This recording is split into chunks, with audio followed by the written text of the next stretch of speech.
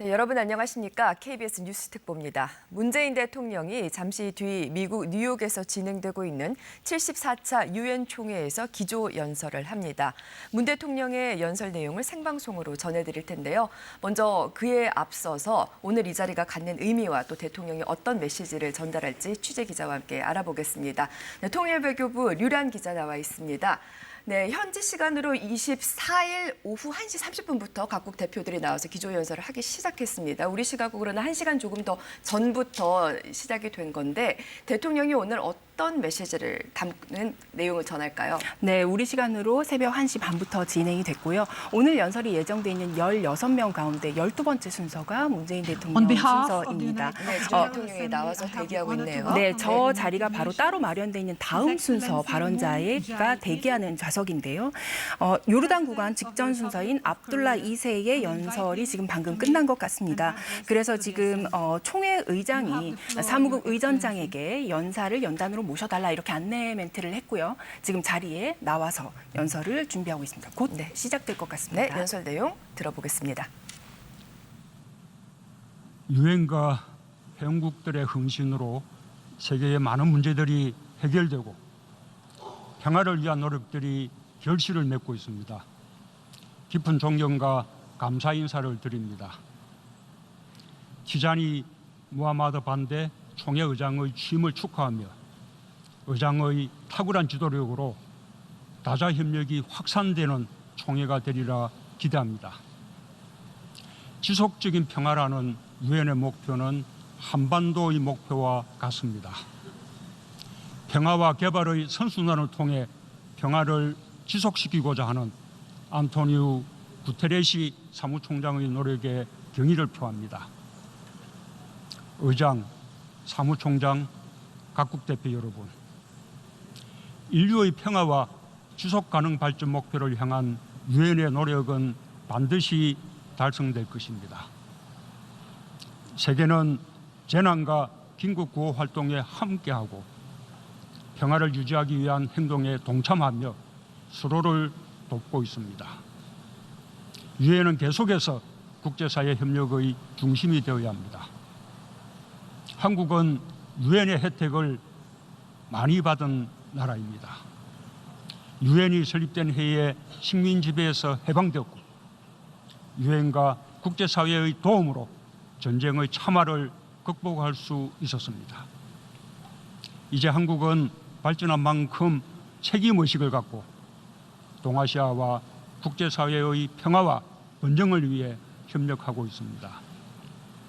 2017년 11월 유엔이 채택한 올림픽 휴전 결의는 한국에게 또 한 번의 큰 도움이 되었습니다. 그 결의에 따라 2018년 봄에 예정돼 있었던 한미연합훈련이 유예되고 북한 선수단이 평창에 올 수 있는 환경이 조성될 수 있었습니다. 안전을 우려했던 평창 동계올림픽은 평화올림픽으로 전환되었고 남북한 사이에 대화가 재개되는 소중한 계기가 되었습니다. 남북 간의 대화는 미국과 북한 간의 대화로 이어졌습니다. 트럼프 대통령과 김정은 위원장의 결단이 한반도의 상황을 극적으로 변화시킨 동력이 되었습니다. 지금 한반도는 총성 몇 발에 정세가 요동치던 과거와 분명하게 달라졌습니다. 한반도 평화를 위한 대화의 장은 여전히 건재하고 남과 북, 미국은 비핵화와 평화뿐 아니라 그 이후의 경제협력까지 바라보고 있습니다. 한국은 평화가 경제협력으로 이어지고 경제협력이 다시 평화를 굳건하게 하는 평화경제의 선순환 구조를 만들고자 합니다. 유럽 석탄철강 공동체와 유럽 안보협력기구가 유럽의 평화와 번영에 상호 긍정적 영향을 끼친 사례가 좋은 본보기입니다. 한반도 평화는 여전히 지속되는 과제이며 세계 평화와 한반도 평화는 불가분의 관계입니다. 한국은 북한과 대화를 계속해 나가며 유엔 회원국들의 협력 속에서 완전한 비핵화와 항구적 평화를 위한 길을 찾아내고 만들어갈 것입니다. 의장, 사무총장, 각국 대표 여러분, 평화는 대화를 통해서만 만들 수 있습니다. 합의와 법으로 뒷받침되는 평화가 진짜 평화이며 신뢰를 바탕으로 이룬 평화라야 항구적일 수 있습니다. 지난 1년 반 대화와 협상으로 한반도는 의미 있는 성과를 보여주었습니다. 분단의 상징이었던 판문점은 권총 한 자루 없는 비무장 구역이 되었고, 남북한은 함께 비무장지대 내 초소를 철거하여 대결의 상징 비무장지대를 실질적 평화지대로 만들고 있습니다. 끊임없는 정전협정 위반이 남북 간의 군사적 긴장을 높이고 때로는 전쟁의 위협을 고조시켰지만, 지난해 9.19 군사합의 이후에는 단 한 건의 위반 행위도 발생하지 않았습니다. 특별히 알려드리고 싶은 일은 한국 전쟁 당시 남과 북, 유엔군과 중국군의 최대 격전지였던 화살머리 고지에서 지금까지 모두 177구의 유해를 발굴한 것입니다. 한국군의 유해는 물론 미군과 중국군, 프랑스군과 영연방군으로 추정되는 유해까지 발굴되었습니다. 신원을 확인한 한국군 유해 3구는 66년 만에 가족의 품에 안겼습니다. 평화를 위한 노력이 가져온 보람된 일이 아닐 수 없습니다. 트럼프 대통령이 현직 미국 대통령으로서 군사 분계선을 넘어 최초로 북한 땅에 발을 디딜 수 있었던 것도 이러한 노력의 결과입니다. 군사적 긴장 완화와 남북미 정상 간 굳은 신뢰가 판문점에서의 전격적인 3자 회동을 성사시킬 수 있었습니다. 김정은 위원장의 손을 잡고 군사 분계선을 넘은 트럼프 대통령의 행동은 그 행동 자체로 새로운 평화 시대의 본격적인 시작을 선언했습니다. 한반도와 동북아 평화의 역사에 길이 남을 위대한 발걸음이었습니다. 나는 두 정상이 거기서 한 걸음 더 큰 걸음을 옮겨주기를 바랍니다. 한반도 문제를 풀기 위한 나의 원칙은 변함이 없습니다. 그 원칙은 첫째, 전쟁 불용의 원칙입니다. 한국은 전쟁이 끝나지 않은 정전 상태입니다. 한반도에서 두 번 다시 전쟁의 비극이 있어서는 안 됩니다. 이를 위해 우리는 인류 역사상 가장 긴 정전을 끝내고 완전한 동전을 이루어야 합니다. 둘째, 상호간 안전보장의 원칙입니다. 한국은 북한의 안전을 보장할 것입니다. 북한도 한국의 안전을 보장하길 원합니다. 서로의 안전이 보장될 때 한반도 비핵화와 평화체제를 빠르게 구축할 수 있습니다. 적어도 대화를 진행하는 동안에는 모든 적대 행위를 중단해야 합니다. 국제사회도 한반도의 안보 우려를 해소하기 위해 함께 노력해 주길 희망합니다. 셋째, 공동번영의 원칙입니다. 평화는 단지 분쟁이 없는 것이 아닙니다.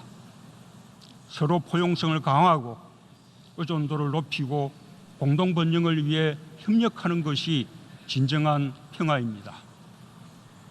남북이 함께하는 평화경제는 한반도 평화를 공고히 하고 동아시아와 세계경제 발전에 이바지할 것입니다.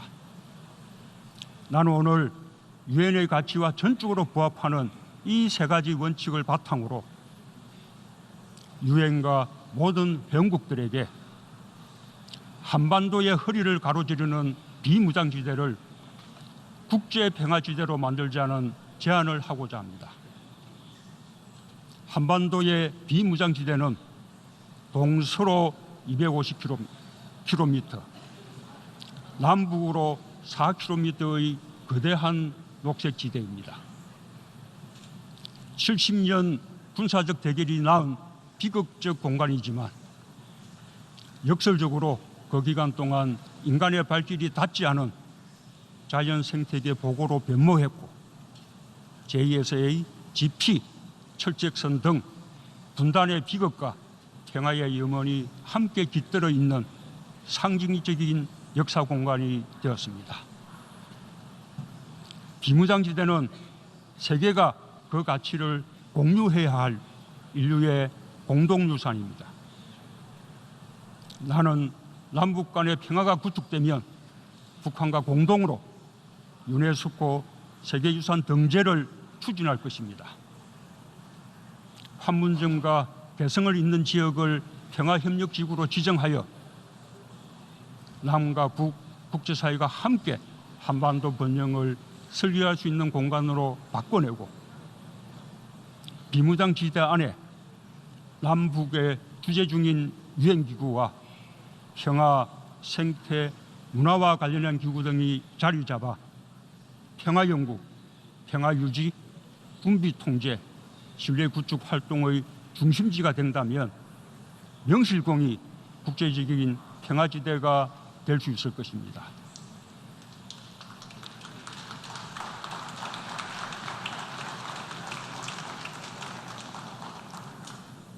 비무장지대에는 약 38만 발의 대인지뢰가 매설되어 있는데 한국군 단독 제거에는 15년이 걸릴 것으로 예상합니다. 유엔 지뢰행동조직 등 국제사회와의 협력은 지뢰 제거의 투명성과 안정성을 보장할 뿐 아니라 비무장지대를 단숨에 국제적 협력지대로 만들어낼 것입니다. 북한이 진정성을 가지고 비핵화를 실천해 나간다면 국제사회도 이에 상응하는 모습을 보여주어야 합니다. 국제평화지대 구축은 북한의 안전을 제도적이고 현실적으로 보장하게 될 것입니다. 동시에 한국도 항구적인 평화를 얻게 될 것입니다. 김정은 위원장과 나는 비무장지대의 평화적 이용에 대해 합의하고 끊어진 철도와 도로 연결 작업에 착수하여 북한의 철도 현황을 실사했으며 철도, 도로 연결과 현대화 착공식도 개최한 바 있습니다. 이 모두가 한반도의 평화 기반을 다지고 동북아의 평화와 안정에 기여하는 과정입니다. 한반도의 허리인 비무장지대가 평화지대로 바뀐다면 한반도는 대륙과 해양을 아우르며 평화와 번영을 선도하는 벼랑 국가로 발전할 것입니다. 동북아 6개국과 미국이 함께하는 동아시아 철도 공동체의 비전도 현실이 될 수 있습니다. 의장, 사무총장, 각국 대표단 여러분, 동아시아는 2차 세계대전이 끝난 후 침략과 식민 지배의 아픔을 딛고 상호 긴밀히 교류하며 경제적인 분업과 협업을 통해 세계사에 유례없는 발전을 이뤄왔습니다. 자유무역의 공정한 경쟁 질서가 그 기반이 되었습니다. 과거에 대한 진지한 성찰 위에 자유롭고 공정한 무역의 가치를 굳게 지키며 협력할 때 우리는 더욱 발전해 나갈 수 있을 것입니다. 한국은 이웃 국가들을 동반자라 생각하며 함께 협력하여 한반도와 동아시아, 나아가 아시아 전체로 사람 중심 상생 번영의 공동체를 확장하고자 합니다. 오는 11월 한국의 부산에서 열리는 한아세안 특별정상회의와 한메콩 정상회의가 그 초석을 놓는 계기가 될 것입니다. 유엔의 지속가능 발전 목표와 파리 기후변화 협약은 우리가 다자 협력을 통해 이루어야 할 대표적인 과제입니다.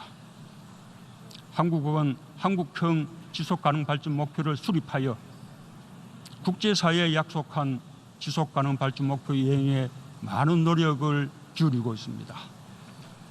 지속가능 발전법, 저탄소 녹색성장 기본법, 국제개발협력기본법과 같은 관련법을 제정하고 지속가능 발전위원회를 두어 제도적으로 이행해 가고 있습니다. 그동안 한국은 유엔 평화유지 활동에 17,000명의 장병을 파견하였고 질병과 자연재해에 고통받는 세계인들과도 함께 해왔습니다. 한국은 구테레시 사무총장이 주도한 평화유지 구상과 공유된 책무에 대한 선언을 지지하며 ODA 규모를 더욱 늘려 평화와 개발의 선순환을 지원하겠습니다. 특히 내년 20주년을 맞는 유엔 안보리 여성 평화 안보 결의와 2017년 밴쿠버에서 합의한 LC 이니셔티브에 적극 동참하고 2021년 차기 평화유지 장관회의를 한국에서 개최합니다. 한국은 내년 녹색 성장 및 글로벌 목표 2030을 위한 연대 제2차 P4G 정상회의를 주최합니다. 파리협정과 지속가능 발전 목표 이행을 위해 국제사회의 결속을 강화하는 계기가 될 것입니다. 정부, 국제기구, 기업과 시민사회의 많은 관계자들이 관심을 갖고 참여해 주길 희망합니다. 올해는 한국의 매우 특별한 해입니다. 100년 전 한국 국민들은 일본 식민 지배에 항거하여 3.1 독립운동을 일으켰고 대한민국 임시정부를 수립했습니다.